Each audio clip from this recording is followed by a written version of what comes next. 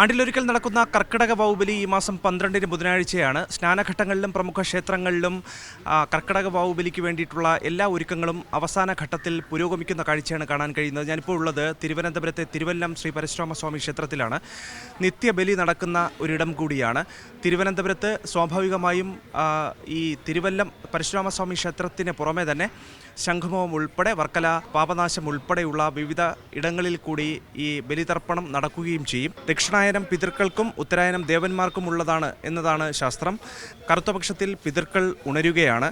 ഭൂമിയിലെ ഒരു മാസം അവർക്കൊരു ദിവസമാകുന്നു എന്നുള്ളതാണ് പറയപ്പെടുന്നത്.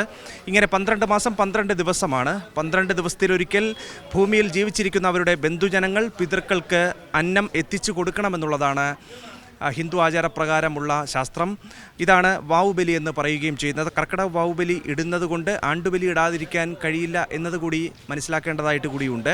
വാവുബലി മുടക്കുന്നവരോട് പിതൃക്കൾ കോപിക്കുന്നു എന്നതാണ് വിശ്വാസം. മരിച്ചുപോയ പിതൃക്കൾക്കായി ചെയ്യുന്ന ഒരു കർമ്മമാണ് തർപ്പണം എന്ന് പറയുകയും ചെയ്യുന്നത്. അരി, പൂവ്, ജലം, എള്ള് തുടങ്ങിയവയാണ് തർപ്പണം ചെയ്യുക. തർപ്പണം ഒരുവൻ്റെ 3 തലമുറയിലെ പിതൃക്കൾക്ക്, അതായത് പിതാവ്, മാതാവ്, മുത്തച്ഛൻ, മുത്തശ്ശി അവരുടെ ഭാര്യമാരോടൊപ്പവും പിന്നെ പിതൃമാതാവിനും മുത്തച്ഛനും മുതുമുത്തച്ഛനും മാത്രമേ ചെയ്യുകയുള്ളൂ എന്നുള്ളതാണ് നമുക്ക് അറിയാൻ കഴിയുന്നത്.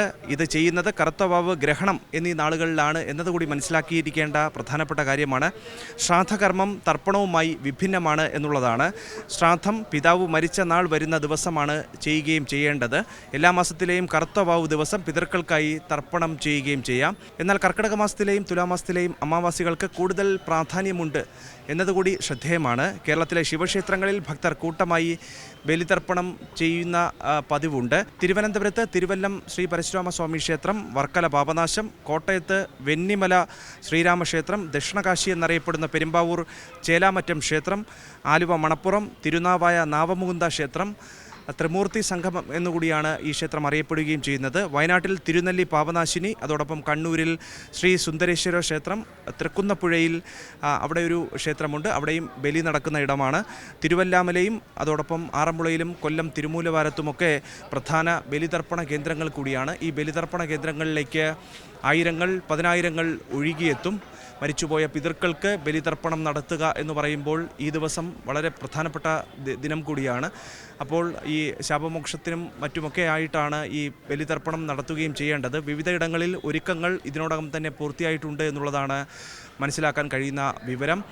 ദേവസ്വം ബോർഡിൻ്റെയും പോലീസിൻ്റെയും ഫയർഫോഴ്സിൻ്റെയും ഇറിഗേഷൻ ഡിപ്പാർട്ട്മെൻറ്റിൻ്റെയും അങ്ങനെ എല്ലാ വിഭാഗങ്ങളുടെയും സംയുക്ത സഹകരണത്തോടു കൂടിയായിരിക്കും ബലിതർപ്പണം നടക്കുകയും ചെയ്യുക. പുലർച്ചെ 2 മണി മുതൽ തന്നെ പലയിടങ്ങളിലും ബലിതർപ്പണം ആരംഭിക്കുകയും ചെയ്യും. തുടർന്ന് ഉച്ചയ്ക്ക് 2 മണിവരെയൊക്കെ പലയിടങ്ങളിലും നീണ്ടുപോകാനുള്ള സാധ്യതയാണ് കാണുകയും ചെയ്യുന്നത്.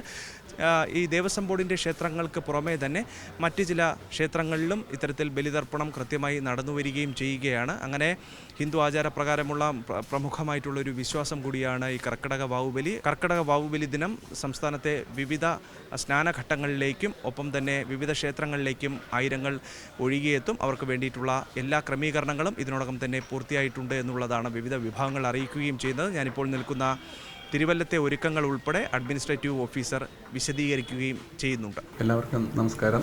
ഞാൻ സുനിൽ, തിരുവല്ലത്തെ പുതിയ അഡ്മിനിസ്ട്രേറ്റീവ് ഓഫീസറാണ്. മുൻ വർഷങ്ങളിൽ നിന്ന് വ്യത്യസ്തമായി 2 ബലിമണ്ഡപങ്ങൾ കൂടി അധികരിച്ചിട്ടുണ്ട്.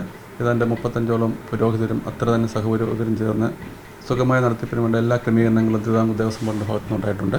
ഇത്തവണ മുൻ വർഷങ്ങളിൽ നിന്ന് വ്യത്യസ്തമായി ഓൺലൈൻ ബുക്കിംഗ് സംവിധാനം ഏർപ്പെടുത്തിയിട്ടുണ്ട്. കൂടാതെ മറ്റ് ഇതര ഡിപ്പാർട്ട്മെൻറ്റുകളൊക്കെ ഏകോപിപ്പിച്ചുകൊണ്ട് വളരെ സുഗമമായി ഭക്തർക്ക് ബലിതർപ്പണം നടത്താനുള്ള ക്രമീകരണങ്ങൾ തിരുവിതാംകൂർ ദേവസ്വം ബോർഡ് ചെയ്തിട്ടുണ്ട്. ഇവിടെ ഇറിഗേഷൻ വകുപ്പിൽ നിന്നും ബലിതർപ്പണ കടവുകൾ വളരെ നേരത്തെ തന്നെ വൃത്തിയാക്കിയിട്ടുണ്ട്. കോർപ്പറേഷൻ്റെയും പോലീസിൻ്റെയും ഒക്കെ സഹായത്തോടെ വളരെ നല്ല രീതിയിൽ ഇത്തവണത്തെ ബലിതർപ്പണ ചടങ്ങുകളുടെ മുന്നൊരുക്കങ്ങൾ ആരംഭിച്ചിരുന്നു. അത് എൻ്റെ അവസാന ഘട്ടത്തിലാണ്. 12-ാം തീയതി പുലർച്ചെ 2 മണിക്ക് ആരംഭിച്ച് 12-ാം തീയതി തന്നെ ഉച്ചയ്ക്ക് 2 മണി വരെ ഉള്ള ക്രമീകരണങ്ങളാണ് ചെയ്തിരിക്കുന്നത്. തിരുവല്ലം ശ്രീ പരശുരാമസ്വാമി ക്ഷേത്രത്തിൽ നിന്ന് ക്യാമറാമാൻ പത്മകുമാറിനൊപ്പം അഭിജിത്ത് ജയൻ, സി മലയാളം ന്യൂസ്. ഏറ്റവും പുതിയ വാർത്തകളും വിശേഷങ്ങളും വിരൽത്തുമ്പിലറിയാൻ സി മലയാളം ന്യൂസ് എല്ലാ ഡിജിറ്റൽ പ്ലാറ്റ്ഫോമുകളിലും ലഭ്യം.